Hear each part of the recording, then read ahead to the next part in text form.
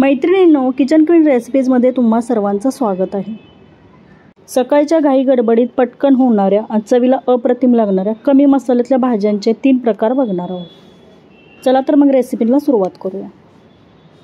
या हिवाळ्यात मिळणाऱ्या वालपापडीच्या शेंगा आहेत, जास्त प्रमाणात हिवाळ्यात मिळतात। त्या स्वच्छ नीट करून घेतलेल्या आहेत, 2 ते 3 वेळा धुवून घेतलेल्या आहेत आणि त्या शिजवून घेतलेल्या आहेत। 1 मिनिट पाण्याला उकळी आल्यानंतर 1 मिनिटामध्ये त्या शिजतात। या वालपापडीच्या शेंगा अगोदर शिजवून घेतल्या, आता त्याची फोडणी करून घेऊया। गॅसवरती कढई ठेवली आणि 2 चमचे तेल घातलं। तेल हलकंसं गरम झाल्यानंतर 4 ते 5 लसणाच्या पाकळ्या थोड्याशा मोठ्या कुटून घेतल्या, त्या तेलामध्ये परतून घ्यायच्या। लसूण हलकासा ब्राऊन होईपर्यंत परतून घेतला। 2 चमचे कांदा लसूण मसाला घातला। तिखट तुम्ही तुमच्या चवीनुसार घालू शकता। कांदा लसूण मसाला घातल्यानंतर थोडंसं परतून घेतलं। वालपापडीची शेंग शिजवून घेत असताना जास्त पाणी घातलं नव्हतं, कमी पाण्यामध्ये शिजवून घेतलेली। त्यातील पाणी काढून ही वालपापडीची शेंग आता या फोडणीमध्ये आपल्याला परतून घ्यायची आहे। थोडीशी कोरडी वाटत होती, त्यामुळे शेंग शिजवून घेतल्यानंतर जे पाणी थोडंसं शिल्लक राहिलेलं ते या शेंगमध्ये घातलं। चवीनुसार मीठ घालायचं। मीठ घातल्यानंतर पुन्हा ही शेंग परतून घ्यायची आहे आणि 1 मिनिटासाठी ही थोड्या वेळासाठी आपल्याला शिजू द्यायची आहे। थोडीशी कोरडी होईपर्यंत परतून घ्यायची आणि भाजलेल्या शेंगदाण्याचं जाडं भरडं कूट यामध्ये घालायचं, त्यामुळे ही भाजी चवीला छान लागते। बाकी कोणतेही मसाले नाही घातले तरी चालेल, परंतु भाजलेल्या शेंगदाण्याची भरड घातली की खरपूस असं शेंगदाणे भाजून घ्यायचे आणि असं जाडं भरडं कुटून घ्यायचं आणि त्यामध्ये थोडंसं शेंगदाण्याचं कूट घालायचं। भाजी छान लागते। मग चपाती असो, भाकरी असो, मग ऑफिसचा डबा असो किंवा स्कूलचा डबा असो, अप्रतिम चवीला लागणारी अशी वालपापडीची शेंग आहे। या पद्धतीने ही सुकी भाजी नक्की बनवून बघा, चवीला अप्रतिम लागते। भाजी तयार झालेली, स्वच्छ धुवून बारीक कट करून घेतलेली कोथिंबीर घातली। डब्यासाठी लागणारी एक भाजी तयार झाली। झटपट होणारी पिकलेल्या टोमॅटोची सुकी भाजी किंवा टोमॅटोची चटणी तुम्ही म्हणू शकता। चला तर ती कशी बनवायची पाहूया। टोमॅटोची चटणी बनवण्यासाठी 2 मोठे कांदे कट करून घेतलेले आहेत, 4 पिकलेले टोमॅटो कट करून घेतलेले आहेत आणि 4 ते 5 लसणाच्या पाकळ्या। टोमॅटोच्या बिया काढून टोमॅटो स्वच्छ धुवून घेतलेला आहे। गॅसवरती कढई ठेवली, त्यामध्ये 2 चमचे तेल घालायचं आहे। तेल थोडंसं गरम झाल्यानंतर अर्धा चमचा मोहरी टाकायची आणि अर्धा चमचा जिरे टाकायचे आहेत। मोहरी छान अशी तडतडली, त्यानंतर अर्धा चमचा जिरे टाकले। 5 ते 7 लसणाच्या पाकळ्या थोड्याशा मोठ्या कुटून घेतलेल्या, त्या आपल्याला हलक्याशा ब्राऊन होईपर्यंत तेलामध्ये परतून घ्यायच्या आहेत। फोडणीमध्ये घातलेला लसूण परतून घेत असताना नेहमी हलकासा ब्राऊन होईपर्यंत परतून घ्यायचा, त्यामुळे लसणाचा जो स्वाद आहे तो भाजीत उतरतो आणि भाजी चवीला छान लागते। 2 मोठे कांदे कट करून घेतलेले। ही टोमॅटोची भाजी बनवत असताना कांदा जास्तच वापरते मी, तो आता कांदा मऊ होईपर्यंत आपल्याला तेलामध्ये परतून घ्यायचा आहे। झटपट घाई गडबडीत जर बनवायचं असेल तर यामध्ये कोणती डाळ घालत नाही। तुरीची डाळ किंवा मुगाची डाळ या भाजीमध्ये घातली तरी भाजी छान चवीला लागते, परंतु डाळ शिजण्यासाठी थोडा वेळ लागतो, म्हणून त्यामध्ये कोणतीच डाळ घातलेली नाही। डाळ न घालताही बनवलेली भाजी छान लागते चवीला। कांदा हलकासा ब्राऊन झालेला आहे, आता त्यामध्ये आपल्याला अर्धा चमचा हळद घालायची आहे।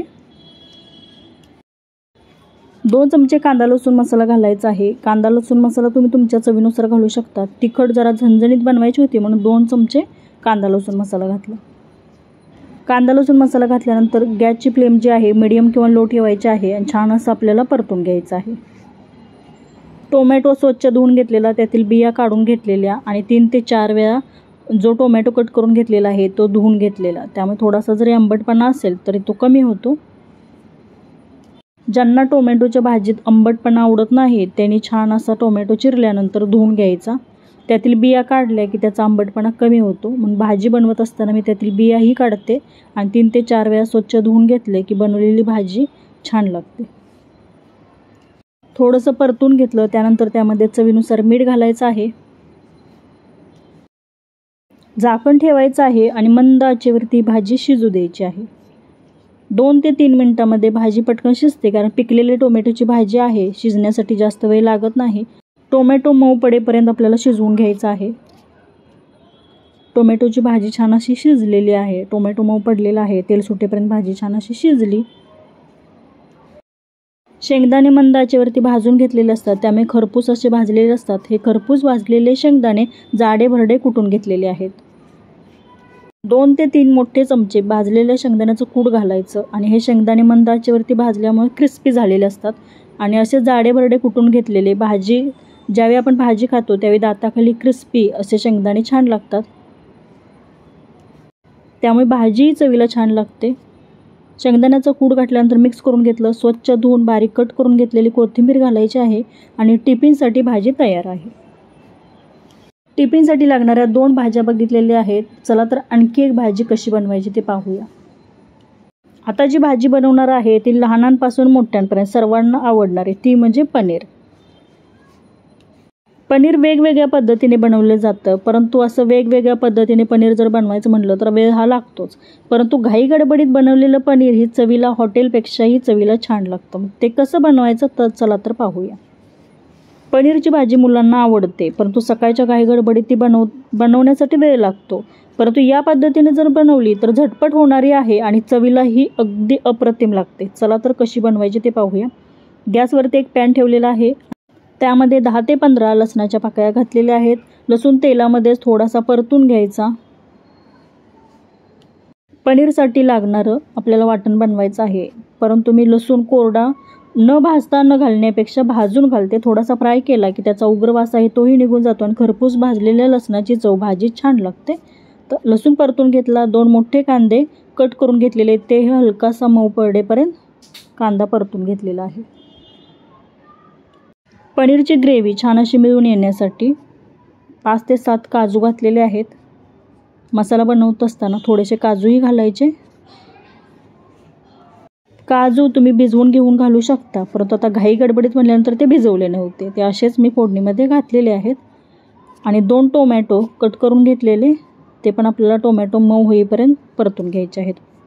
कांदा टोमॅटोचं वाटण जर बनवायचं म्हटलं तर कांदाही छान भाजायचा आणि टोमॅटो जो आहे तो मऊ पडेपर्यंत शिजू द्यायचा, म्हणजे बनवलेलं वाटण छान होतं आणि भाजी छान मिळून येते. कांदा टोमॅटो जर व्यवस्थित भाजलं नाही तर त्याची चव बदलते बनवलेल्या भाजीची, म्हणून नेहमी कांदा टोमॅटोचं वाटण करत असताना छान भाजून घ्यायचं. टोमॅटो आणि कांदा छान शिजला जावा म्हणून चवीनुसार त्यामध्ये मीठ घातलेलं आहे. झाकण ठेवून 4 ते 5 मिनिटासाठी हे मी छान असं शिजू दिलेलं आहे. नंतर झाकण काढून थोडंसं परतून घेतलं. छान असं शिजलेलं, त्यामुळे थंड करण्यासाठी एका प्लेटमध्ये काढलेलं आहे. हे वाटण बनवत असताना 2 हिरव्या मिरच्याही घातल्या तरी चव छान लागते, परंतु मुलांच्यासाठी जर बनवायचं म्हटलं की मी हिरवी मिरची घालत नाही. थंड झाल्यानंतर छान असं वाटण करून घ्यायचं आहे. पाणी न घालता छान असं मिक्सरच्या भांड्यामध्ये घालून फिरवून घेतलं. गॅसवरती कढई ठेवली. त्यामध्ये 2 चमचे तेल घालायचं आहे. तेल हलकंसं गरम झाल्यानंतर अर्धा चमचा मोहरी टाकायची आहे. मोहरी छान अशी तडतडली की अर्धा चमचा जिरे घालायचे आहेत. थोडेसे खडे मसाले घातलेले आहे. थोडीशी दालची आहे, लवंग आहे, वेलची आहे, थोडीशी काळी मिरी आहे. हे खडे मसाले त्यामध्ये घातले. थोडंसं परतून घ्यायचं आहे आणि जे वाटण करून घेतलेलं कांदा टोमॅटोचं ते इथे तेलामध्ये परतून घ्यायचं आहे. हा मसाला पुन्हा तेल सुटेपर्यंत परतून घ्यायचा आहे.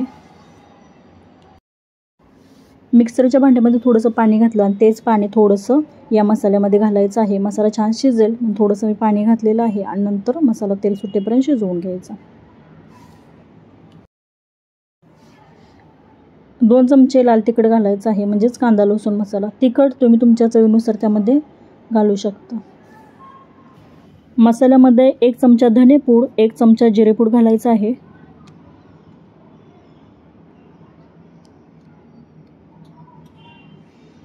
मसाले घातल्यानंतर मिक्स करून घेतलेला आहे.